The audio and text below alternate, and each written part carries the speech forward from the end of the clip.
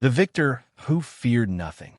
Crothall the Unbroken stood at the center of the combat ring, his armored form towering over the gathered fighters.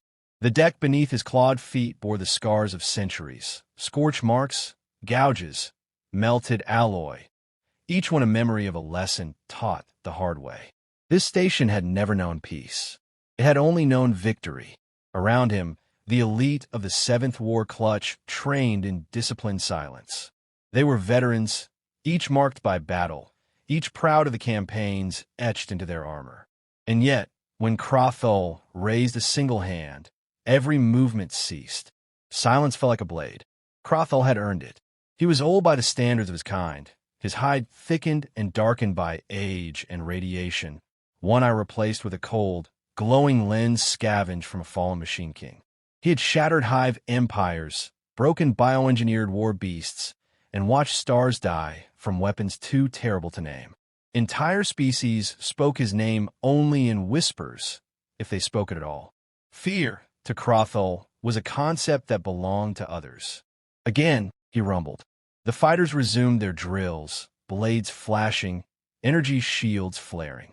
Crothall watched with the patience of a predator who had already killed everything worth killing, until laughter broke the rhythm. It came from Valen, one of the youngest champions, fast, strong, reckless. He parried an opponent's strike and scoffed loudly. They say the council debates admitting humans as full military partners, Valen said, amusement dripping from his tone. Soft-bodied, short-lived, barely clawed. Is the galaxy truly so desperate? A few fighters chuckled. Others glanced at Crothall, expecting the old war hero to share the joke. Instead, Crothall turned. The temperature in the ring seemed to drop. Valen straightened instinctively, laughter dying in his throat as Crothall's single remaining organic eye fixed on him. It was not anger in that gaze. It was something far older and far more unsettling. Say the word again, Crothall said quietly. Valen hesitated. Humans honored one. Crothall raised his hand. Training halted completely this time. Even the station's background hum felt muted, as if the metal itself leaned closer to listen. You mock them because you measure strength by muscle and lifespan, Crothall said. That is the mistake every extinct empire made. Valen frowned. With respect, Commander, they have no great fleets, no ancient warrior castes, no planetary shields grown from living stone. What threat could they possibly pose? Crothall turned away from the ring and walked slowly toward the viewport. Beyond it, stars burned in endless silence. I once believed as you do, he said, before I learned that the most dangerous creatures are not those born for war, but those who teach themselves how to survive it. He paused, talons resting against the glass. Humans were confined to a single world when they mastered the art of killing one another. The fighters exchanged looks. One world, Crothall continued, scarred by storms, quakes, fire, and ice. No unified hive, no guiding elders, only division. And yet, they waged wars that burned their skies and poisoned their soil. Wars so vast that millions perished, and still they endured. Valen crossed his arms. Self-destruction is not strength. No, Crothall agreed. Survival is. He turned back to face them, voice dropping lower. They split the smallest pieces of their world's matter and turned it into sons of death. They did not use these weapons against invaders or monsters from a void. A beat. They used them on themselves. Silence thickened. Even Valen no longer smirked. And when they realized they could end their own species, Crothall went on, they did not cast the weapons aside. They built more, enough to destroy their world many times over. Then they lived for generations knowing that a single mistake could erase them. Valen swallowed. That is madness. Yes, Crothall said. And discipline. And terror. He stepped closer, towering over the younger fighter. Humans are not dangerous because they are strong, he said. They're dangerous because they remember. Every war, every loss, every name carved into stone. Their legends are not songs of glory. They are warnings written in blood. Valen met his gaze, unease flickering across his features. If they are so terrifying, he asked carefully, why does the galaxy still stand? Crothal's mandibles tightened in what might have been a grim smile. Because humans do not seek conquest, he said. They seek peace with the desperation of those who know exactly what war costs. He turned back toward the viewport as distant lights shifted, an incoming vessel entering the station's perimeter. And because Crothall added softly, the legends are still being written. Valen followed his gaze, a chill settling deep in his core. For the first time in his short, violent life, he wondered what kind of species could survive its own nightmares and come out stronger. And he realized, with a shiver, that he wanted to hear the rest of those stories. The stories that should not exist. The training ring remained silent long after Crothall finished speaking. No one returned to their drills. Blades hung loose in grasping claws. Energy shields dimmed, and even the station's distant machinery seemed to pause, as if it too waited for what came next. Valen broke the stillness. "You speak of humans as if they are myths," he said, forcing a note of confidence back into his voice. "Stories meant to frighten young warriors." Crothall turned from the viewport. "No," he replied. "I speak of them as history." He gestured toward the edge of the ring. "Sit." That alone unsettled them. Crothall did not invite. He commanded. Yet now he lowered himself onto the scarred deck plating, folding his massive frame with slow, deliberate care. After a moment's hesitation, the other fighters followed, forming a rough circle around him. "When my people first learned of humans," Crothall began, "we assumed they would destroy themselves before they ever reached the stars. All evidence suggested it."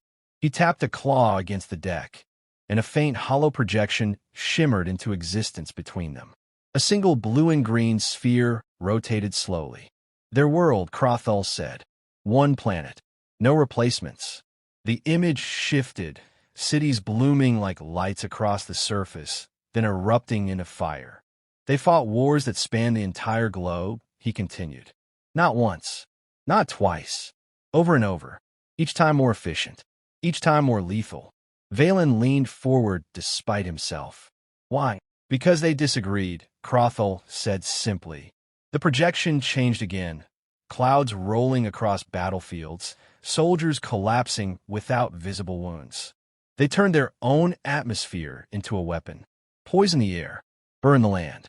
And when those methods proved too slow, they invented machines whose sole purpose was to erase cities in seconds. A blinding flash filled the hollow. Then nothing. One detonation, Crothall said, and 100,000 lives ended. Shadows burned into stone where bodies once stood. The circle was utterly still now. "They called it a victory," he went on. "And then they did it again." Valen's voice was quiet. "Why would any species survive that?" Crothall's eye glinted. "Because humans are stubborn beyond reason. They adapt not because they plan to, but because they refuse to die." The images shifted to factories, crude and chaotic, yet vast. Civilian structures retooled for war. When their enemies gained an advantage, humans did not retreat, Crothall said. They learned. They improvised. They built weapons faster than their foes could understand them. When resources ran low, they rationed. When hope ran low, they kept fighting anyway. Another image appeared. Two opposing forces staring at one another across invisible lines, weapons primed. This, Crothall said, was their Cold War. Valen frowned. They were not fighting. They were waiting, Crothall corrected. For decades, humans lived knowing their leaders could end their civilization in moments. Their weapons were always ready. Their doomsday always measured in minutes. A low murmur rippled through the circle. They slept under that shadow, Crothall continued. They raised offspring under it. They argued, traded, created art, while extinction sat a breath away. Valen shook his head slowly. No warrior culture would endure that strain. And yet, Crothall said they did. The hollow dissolved, leaving only the cold metal floor between them. Humans did not collapse into chaos, Crothall said. They developed rules, treaties, lines they prayed would never be crossed. And when those lines held, they called it peace. He leaned closer, his voice dropping. Understand this. Humans trained themselves to live beside annihilation. to function while staring into the abyss. That is not madness alone. That is control. Valen felt an unfamiliar sensation coil in his chest. Not fear exactly, but something colder. All this, he said, before they ever faced another species? Yes, Crothall replied. Before the galaxy ever knew they existed. A long silence followed. Finally, Valen asked a question none of them had wanted to voice. If humans could do this to themselves, what would they do to an enemy? Crothall's gaze hardened. They would do what they always do, he said. Endure the first blow, learn from the second, and make certain there is no third. He rose slowly, his massive shadow stretching across the ring. That is why their story spread so quickly, he said. Because they should not exist. A species that survives its own worst impulses should not be possible. Valen lowered his eyes, the weight of the legends settling over him like armor he had never trained to wear. And yet, Crothall finished. Humans are still here. The fighters remained seated long after he left, minds racing with images of fire, shadows, and a species that had faced extinction so often it no longer flinched. Valen realized then that the stories were not meant to inspire fear alone. They were meant to explain why the galaxy tread carefully around one small, stubborn species, and why even a war hero like Crothall spoke of them with something dangerously close to respect. When the galaxy met humanity, Crothall did not return to the training ring for several cycles. When he did, the fighters were waiting. No one trained. No one sparred. They stood in disciplined silence as the old war hero entered, his steps heavy, his presence pressing down on the chamber like increased gravity. Valen felt it immediately, the sense that the next story would not be distant history. This one, Crothall said, stopping at the center of the ring, I witnessed. That alone sent a ripple through the gathered warriors. When humans first reached beyond their world, Crothall continued, they did not arrive as conquerors. They arrived as traders, explorers, diplomats. They smiled too easily, spoke too much, and many believed them harmless. A bitter edge entered his voice. One of those fools was my former ally, the Relker Dominion. He gestured, and the hollow sprang to life again. A human colony appeared. Modest orbital stations, scattered surface lights, thin defensive lines. The Dominion saw weakness, Crothall said. New settlements, limited fleets, no ancient allies. They demanded tribute. Valen clenched his claws. And the humans? They negotiated, Crothall replied. They asked for time. They offered trade. They appealed to law. The hollow shifted, Relker warships advancing, weapons charged. The Dominion grew impatient. The image exploded into motion. Human stations burned. Vessels broke apart under concentrated fire. The humans lost their outer defenses in hours, Crothall said. Their ships were slower, their weapons weaker. Logic dictated surrender. The hollow showed human vessels retreating, formations breaking. Valen exhaled slowly. They ran. They learned, Crothall corrected. The projection shifted again. Human factories, shipyards expanding at impossible speed. Civilian vessels retrofitted with armor.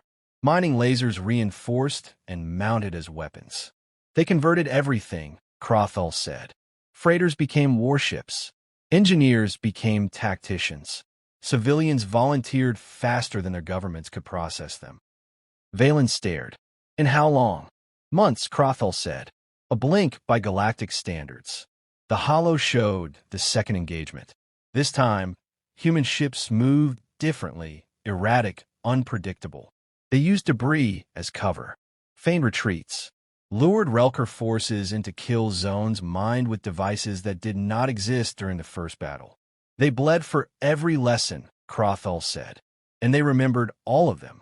The projection froze on a human fleet standing between the Dominion and the colony world. This is where I entered the war, Crothall said quietly. Valen looked at him in surprise. You fought against them? Yes. A heavy silence followed. I believed, as many did, that the humans would break, Crothall continued. Instead, they did something illogical. The hollow zoomed in on a human command vessel, scarred and burning. Their commander ordered to stand, Crothall said. Not to win, to delay. The image showed human ships advancing into overwhelming fire. One by one, they fell, yet their formation held. They knew they would die, Crothall said. And they went anyway. Valen's voice was barely audible. What? Because behind them, Crothall said, were evacuation ships. Refugees. Children. The hollow showed transports fleeing while the human fleet disintegrated. They bought time with their lives, Crothall said. Every second cost blood. The projection faded. I have seen countless species sacrifice units, Crothall said. I had never seen one sacrifice hope so deliberately. They did not fight for victory. They fought to make sure the Dominion would never forget the price of attacking them. Valen swallowed hard. And the Dominion? Crothall's mandibles tightened. They won that battle, he said, and lost the war. The hollow flared again, this time showing a vastly larger human fleet, coordinated, hardened. When humans returned, Crothall said, they did not rage. They did not boast. They dismantled the Dominion's military infrastructure piece by piece. Supply lines, shipyards, command nodes. Valen watched the systematic collapse in stunned silence. They left the civilian worlds untouched, Crothall added. And then they sent a message. The hollow displayed simple human text, translated cleanly. This was the cost of one colony. There will not be a second. They withdrew, Crothall said. No occupation. No conquest. Valen looked up at him. That's it. That was enough, Crothall replied. He deactivated the hollow and surveyed the ring. That was the moment the galaxy understood, Crothall said. Humans do not fight to dominate. They fight to end the need to fight again. Valen felt a chill settle into his bones. Strength he understood. Ferocity he respected. But this was something else entirely. When I stood among the wreckage, Crothall finished, I realized I had witnessed the birth of a legend. And for the first time since he had taken up arms, Valen wondered what it would mean to stand on the same side as such a species, or, far worse, against it. The legend still growing. The war station's observation deck overlooked a field of slow-moving stars. Valen stood there long after the others had left, the weight of Crothall's stories pressing down on him. Victory had always been simple to him. Strike harder, move faster, survive longer. Humanity had shattered that simplicity. Footsteps approached behind him. You are thinking too loudly, Crothall said. Valen did not turn. I am thinking about what comes after legends, he replied. What humans are now. Crothall moved to stand beside him, gazing out at the stars. That, he said, is the most dangerous part. Valen finally faced him. The galaxy treats humans as peacekeepers, mediators, strategists. Why would warriors like us fear those roles? Because, Crothall said, they learned peace the same way they learned war, by failing at it repeatedly. He gestured toward the distant lights. Humans remember everything, Crothall continued. They archive wars not as triumphs, but as warnings. They teach their young what happens when fear, pride, and hatred are left unchecked. Valen frowned. Most species erase such memories. And repeat them, Crothall replied. A vessel slipped into view, sleek, angular, unmistakably human. Its hull bore no trophies, no marks of conquest, only a single insignia and a registry number. They arrived at the council not with threats, Crothall said, but with historians, analysts, survivors. The ship docked smoothly with the station. They told us stories, Crothall said, not to impress, to explain. Valen watched crew figures move within the docking tunnel, smaller than most galactic species, fragile-looking.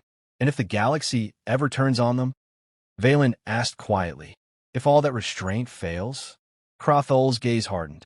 Then humans will do what they always do, he said. They will document the betrayal, mourn the dead, and adapt. He turned fully toward Valen. They do not forget who stood with them, Crothall said. And they never forget who did not. Valen felt the truth of that settle into his bones. The station's internal alarms chimed softly. Not a warning, but an announcement. A diplomatic delegation had arrived. They are here, Valen said. Yes, Crothall replied. And you will meet them. Valen hesitated. Why me? Because you laughed, Crothall said. And then you listened. They moved toward the docking chamber together. The assembled fighters lined the corridor, armored giants forming a silent honor guard. When a human delegation emerged, they did not falter. They did not bow. They walked forward calmly, eyes alert, posture disciplined. At their head was a human officer, gray-haired, bearing no visible weapon. He stopped before Crothall. War hero Crothall, the human said, voice steady. Thank you for granting us audience. Crothall inclined his head. Your legends arrived before you, he said. A faint smile touched the human's face. Then you understand why we prefer not to add new chapters. Valen studied the human closely. There was no fear in his eyes, no arrogance either, only awareness. The officer's gaze shifted to Valen. You are a fighter, he said. I can see it. Yes, Valen replied. I am. The human nodded. Then you understand why we tell our stories honestly. Valen surprised himself by bowing slightly. I think, he said, I am beginning to. Later, as the delegation moved deeper into the station, Valen turned to Crothall. You do not speak of them as allies, he said, or enemies. Crothall watched the humans disappear down the corridor. No, he said, I speak of them as a constant. Valen tilted his head. A constant. A reminder, Crothall said, that the galaxy's greatest threat is not invasion, but forgetting the cost of war. He placed a heavy hand on Valen's shoulder. The human legends are terrifying, Crothall said, not because they glorify destruction, but because they prove survival is a choice. Valen looked once more toward the stars, toward the human ship waiting in silence. The legends were not finished. They never would be. And for the first time, he hoped the galaxy would be wise enough to listen, before humanity was forced to remind them again.